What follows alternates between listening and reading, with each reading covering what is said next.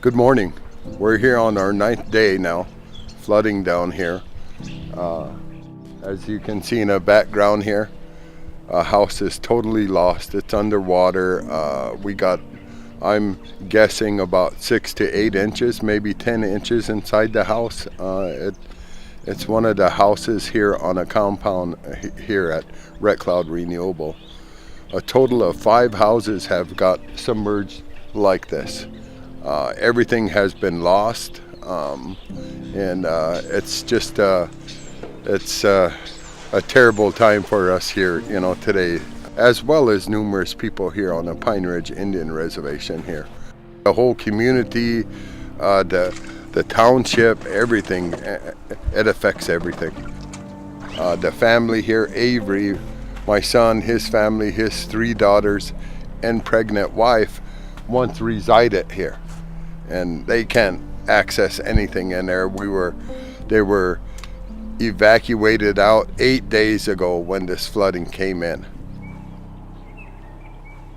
It's deep, Honjo. That's why we can't go even to the house now today.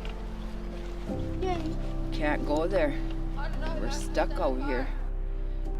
I imagine things are all lost in there. We lost homes. We're going to have to bring homes back here again for our family. We need to know how other families are doing out there too. We haven't heard from some of them. So many people affected, and people got sick and died from this too, because they couldn't get out of their house and get to a safe place to be rescued. We're going to continue on. We're going to rebuild.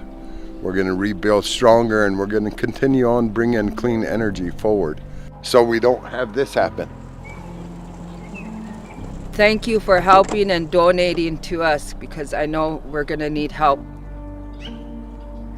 Being the elder here on a compound with my family, my wife, my children, my grandchildren, it really devastates me. Makes me feel really bad to see this, to see all the flooding and everything that's happening here.